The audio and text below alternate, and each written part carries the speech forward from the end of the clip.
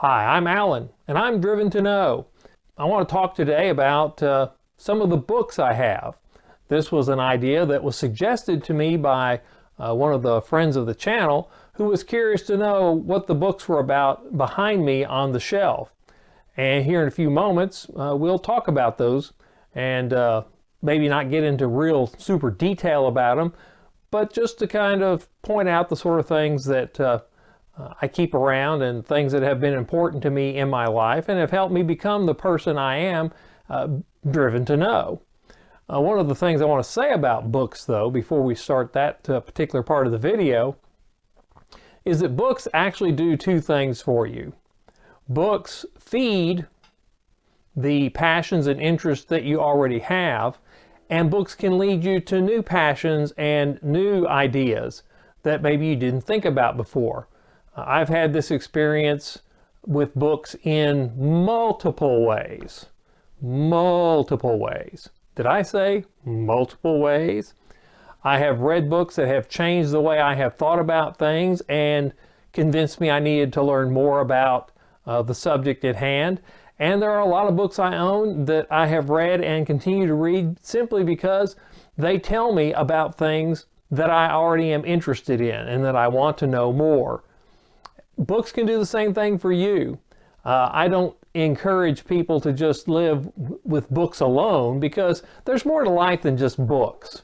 And I have learned that over the years. I found that learning things from books is helpful. It gives your life a lot of joy, can give your life meaning, but it can also prepare you to have the actual experiences that the books talk about. Go to the places that the books talk about. Experience the events that are described in books. Unfortunately, I've not had enough money to do much of that, so I have to live vicariously through books, but I have found that books bring a lot of joy to me and a lot of meaning to my life. At one time when I was still an active minister, I had a personal library of over 3,000 volumes. I'm talking hardcover. We're not talking about ebooks and things like that. Over 3,000 hardcover books. And most of those I kept in my office. And they were about things pertaining to religion and the things I talked about when I preached and those kinds of things. But I also kept science books around. Since I'm no longer involved in the ministry, my views about things have changed a lot.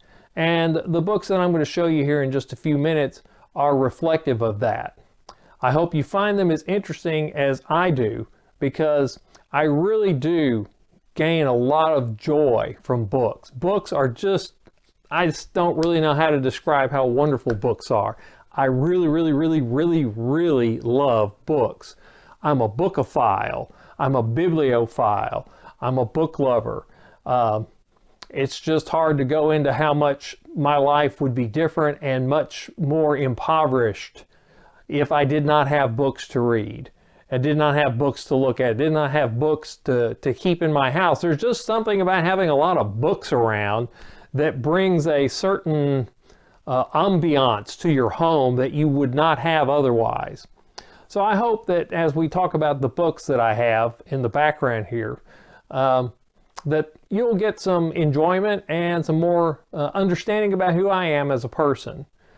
Because books are very important to me, and books are very important just period, not just to me. Okay, these are the books behind me. As you can see, there's a book about archaeology, a book about mythology, Egyptian mythology, signs and symbols, a couple books by Joseph Campbell, some other books dealing with religious literacy, and also just religions in general. The books I want to focus our attention on, though, the ones I have found to be the most helpful to me in my life, are these three about fundamentalism.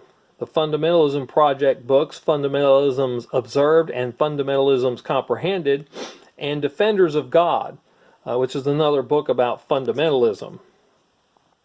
The reason I want to focus on these three books is because of 9/11. 9/11 brought to my understanding the danger of fundamentalism. Now, I know there's a lot of people who don't want to acknowledge the danger of fundamentalism as a as a force or as a aspect of religion, but fundamentalism as opposed to Islam was what brought down the Twin Towers. Most Muslims, in fact all the Muslims I personally know, are fine people who have no desire to blow up things and kill people. But folks who take religion to the extreme, who go to fundamentalist type extremes with their religion, they're the ones who are dangerous in terms of wanting to blow things up and break things and kill people. Why do I say that? Well, I say that because when they read their holy book, whether it's the Bible or the Quran or any of the other religious books out there, they don't just see these as a book with precepts and teachings to help them become a better person. They see this as a direction and a command to do things that are harmful to other people. And they take it super seriously. They take it to extremes. And they kill people and they blow up things. And we're not just talking about Muslims here.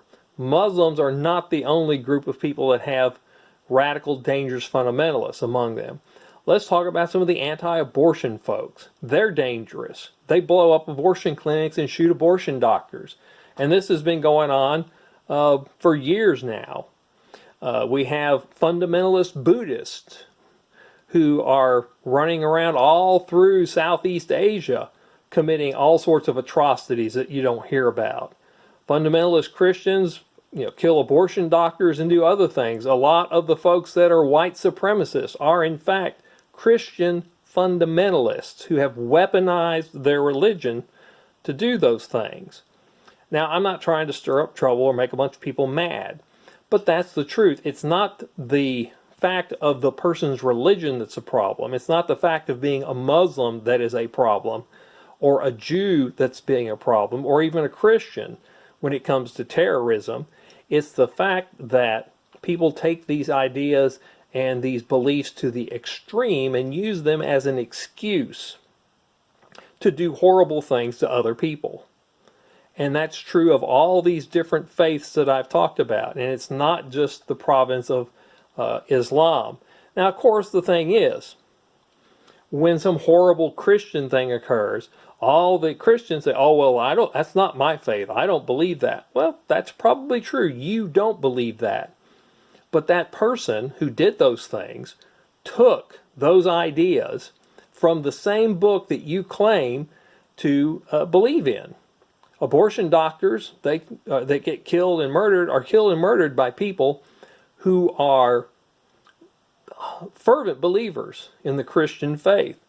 Most members of the KKK are fervent believers in the Christian faith. And that's a problem. It's not just Islam. It's all these different religions that have fundamentalists involved. Fundamentalism is a force that gets people killed because they take it so seriously.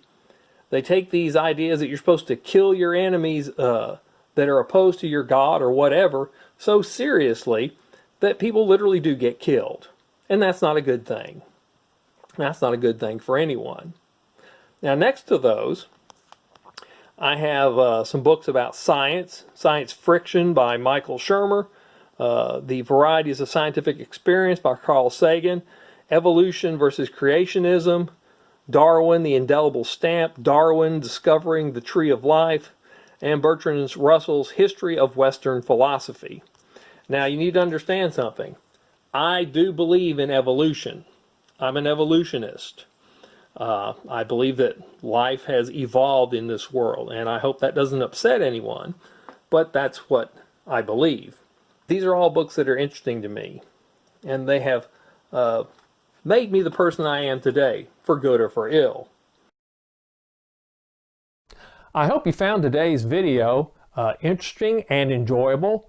Nothing else, you know a little bit more about who I am as a person based on the things that I read. I'd like to stop and say for a moment that I enjoy making these videos. However, part of the purpose of doing these is in order to generate some income. And that's why I have linked below to my personal PayPal. If you think what I'm doing is valuable to you, worthwhile, you've learned something, I would encourage you to, send a little money my way. It doesn't have to be a lot. If I had 10 people who gave me $10, that'd be $100. You don't have to be the person who, drops the super giant donation. Every donation literally counts. $10 from 10 people is $100. From 50 people is $500. From 100 people is $1,000. Those little donations, they really do amount to something. So don't ever let somebody tell you that, well, you didn't give a big wad of money, you're not important. That's not true. That is not true. So if you feel like you can send a little money my way, I would appreciate it. Also, I'd like to thank everyone for watching and to remind you that I'm Alan and I'm driven to know, and you be too.